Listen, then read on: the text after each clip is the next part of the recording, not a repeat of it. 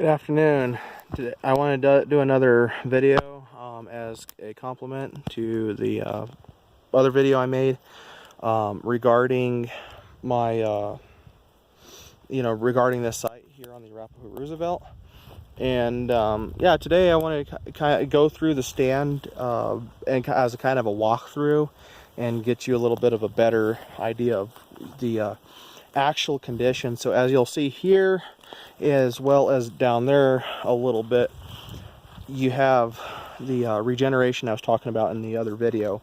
And this is a seed tree cut, and more or less, it's fairly open. It's not as not as many trees as a shelter would, and not as few trees as a clear cut with reserve. Clear cut reserve with reserves, you're getting in the 10 to 15 5 to 10 trees per acre ballpark, so not a lot. Very sparse in terms of residual density of trees, and it's not quite that, but it's not quite the shelter wood density either, of about 45. Then those are obviously subject to change a little bit. Those are just kind of rough figures that I can that I remember from my stand management and silviculture classes there at CSU.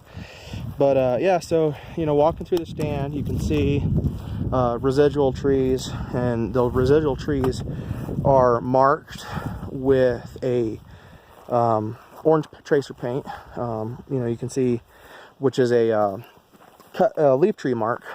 If it was like a blue or a green or whatever, that'd be a cut tree, and chances are you wouldn't see those. I mean, unless it was like a, for whatever reason, logger couldn't cut them or some kind of deal. But usually, if you're seeing trees with orange paint, those are leaf trees.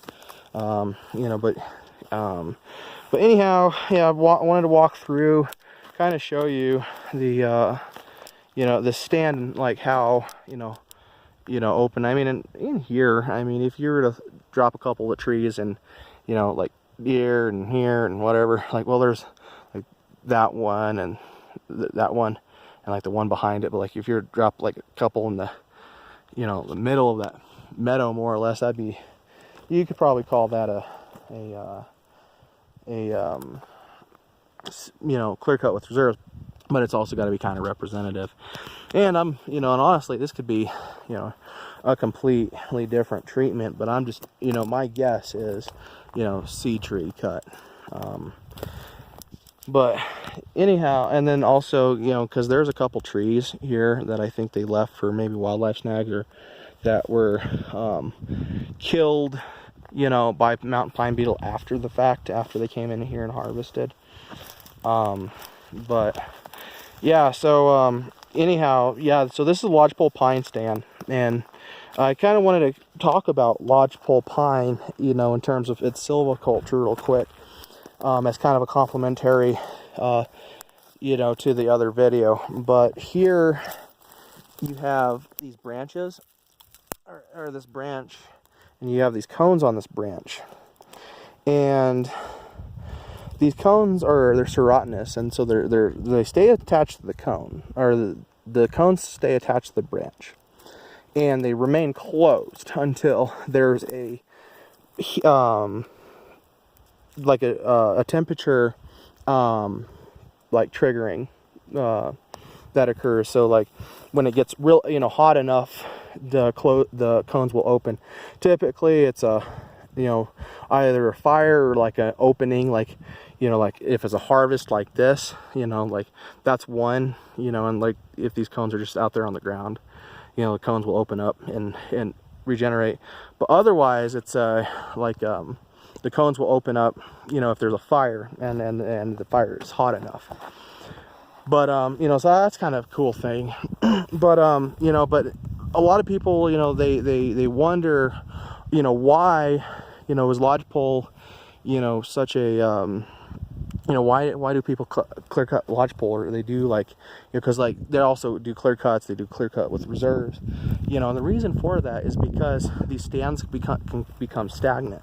So that means that at a certain point, if there's like no thinning out, like no disturbance, like a fire or beetles or something, I say beetles on like a micro level, like a couple trees here and there, what can happen is that the growth of the stand can kind of reach a peaking point, and after that it just kind of, caps out, and it doesn't really, develop after that. And so like they can, it just stagnates,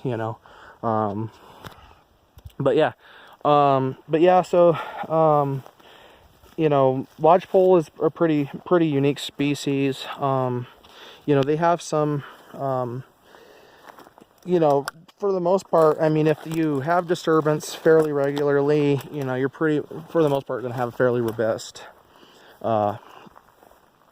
stand of lodgepole. But this isn't quite a pure stand. This is part, there's a couple subalpine fir. Let's see, that tree behind that dead snag right there, that's a Doug fir.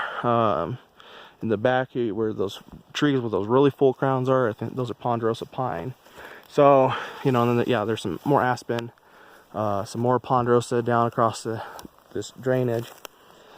But you got to think about, a lot of times people just kind of go with the primary species in a mixed stand, and honestly,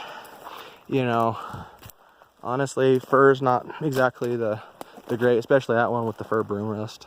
I'm not a really big fan of fir. I mean, but that's probably because it's not really that desirable, and in terms of forest products. I mean, people make studs out of it and stuff, but it's not like ponderosa pine or lodgepole, which is a little bit more sought after. So you have the but usually one common practice is going with the dominant species here, which is lodgepole pine, like I said.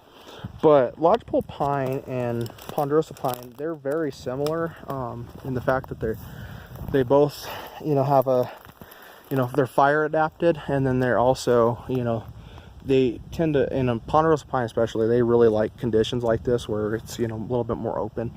That's historically what they're that's what they're adapted to, is the kind of the park like stand structure, especially like in the Southwest that you'll see. That's what ponderosa is really about. And and ponderosa, I guess you can say it also kind of stagnates when there's like a lot high density small stems in a given area, especially like on the Mogollon Rim in Arizona, where you can have 3,000 stems of ponderosa pine per acre, and at that point just it's just kind of a thick dog hair mess. But but anyhow, I'm kind of going on a tangent about that. But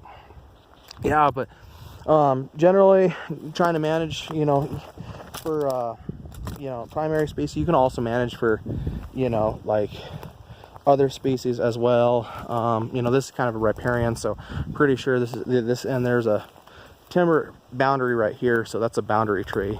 With the vertical, typically they do vertical marking for boundaries, and then like bands for like leaf trees inside the cutting unit.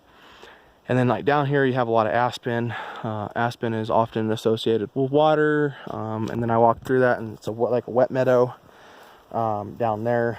They got some riparian plants, and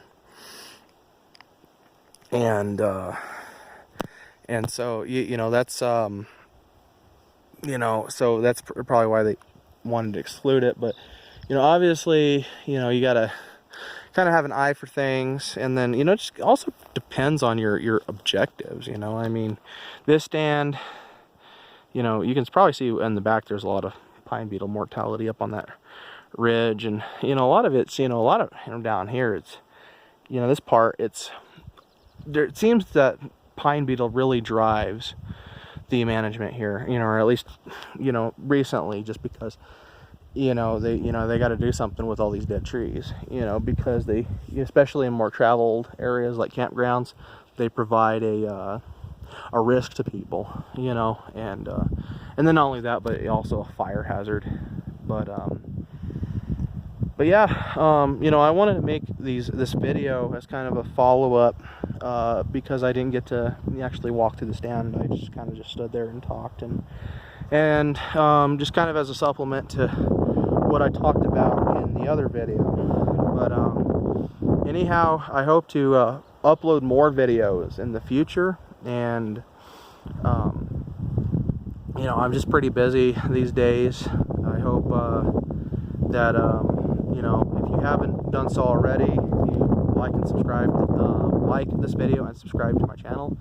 I'll try to get a couple more videos uploaded whenever I can. I think you know, especially recently, it's been, you know, with everything going on, not only, you know, with forestry here in Colorado, but just kind of, you know, the national scene, you know, it's just like, for better or worse, whatever you want to, you know, is like people talking about budget cuts with the Forest Service, and you know, and then just the wildfires that are going on right now, like up in the Northwest and California and Nevada and everything. You just, you know, I think, you know, it's probably a good time to have a conversation about forestry, and just kind of as a reminder to, you know, it's like, I think we're all stewards, all stewards of the land. I think at the end of the day, it doesn't matter really what your background is.